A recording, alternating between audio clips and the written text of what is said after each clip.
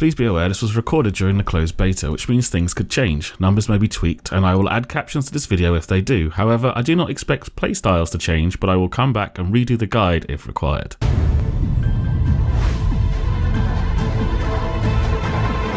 Hello and welcome to Quick Guide for Zarya. Alexandra, what do you think of my immaculate Russian accent? I will break you. Okay, fair enough. Let's see what Blizzard have to say about this bodybuilding tank hero. Zarya is a heavily shielded tank that uses barriers to protect herself and her allies. Fire her weapon's primary beam at nearby enemies and its secondary fire at long range. The Graviton Surge pulls enemies into it and damages them. Without further ado, let's get into the abilities and find out what it all means. Zarya's weapon is her particle cannon. The left click is a short-range linear beam that drains 20 ammo per second, dealing 3.75 damage per particle consumed for a total of 75 damage per second. The right click is an energy grenade launcher. Each grenade deals a maximum of 37 damage and consumes 25 ammo. Zarya does not deal increased damage for headshots with either firing mode.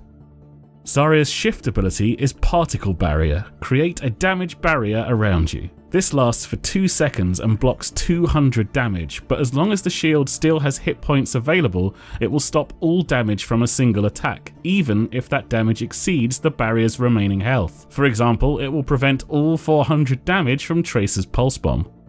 Her E ability is Projected Barrier. Create a damage barrier around an ally. This is almost identical to Particle Barrier except it lasts 4 seconds, but it still only has 200 hit points. Zarya's passive is Energy. Damage blocked increases particle cannon damage.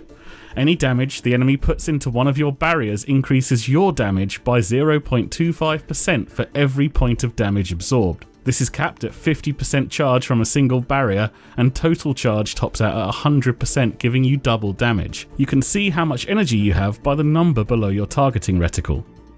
Zarya's ultimate is Graviton Surge. Launch a gravity well that pulls enemies into it. This only deals 22 damage, but it groups enemies up and holds them in place for 4 seconds. Please note, enemies are not stunned, only rooted. They can look around and shoot or use abilities. This means heroes like Genji, Reaper, Tracer, Widowmaker, D.Va and Mercy can escape if they have the skill off cooldown. Okay, that's the abilities, so when should you play Zarya? Well, she can work well whether attacking or defending and in almost any team composition, but with the lowest health pool of all the tanks, she is not a main tank. In fact, she spends most of her time as more of a support hero and not a frontline menace, although that does change when she has high energy.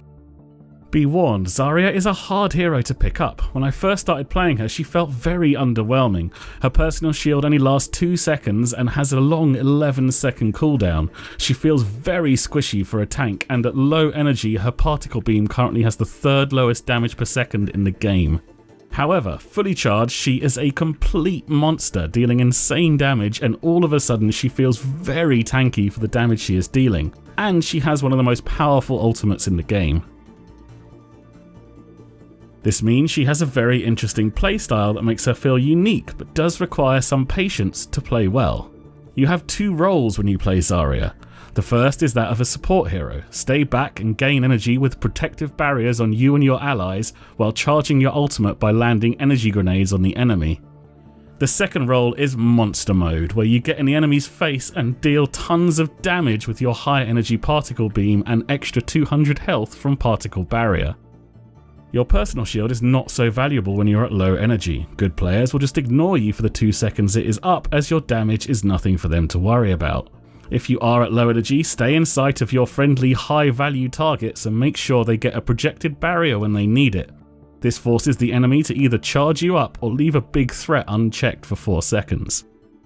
Use your projected barrier to protect a healer or help friendly heroes like Genji, Soldier 76, McCree, Reaper and Pharah get their ultimates off before the enemy team can kill them.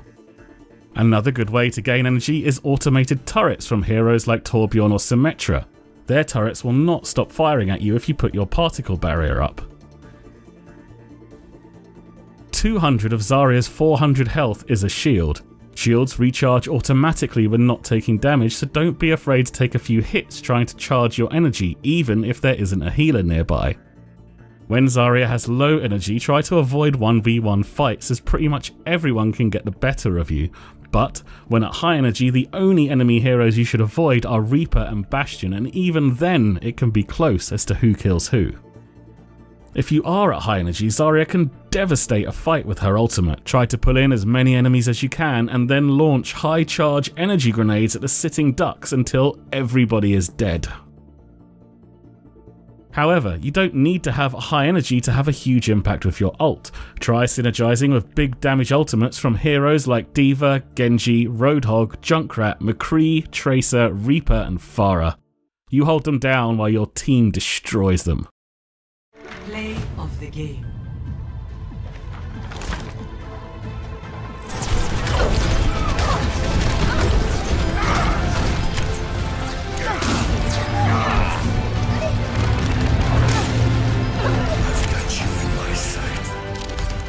Thanks for watching. If you enjoyed the video, please let me know by clicking the like button and subscribe to get all that good future content as and when it comes. If you have any questions or disagree with any of my points, please put it in the comments below, and I'll see you guys next time.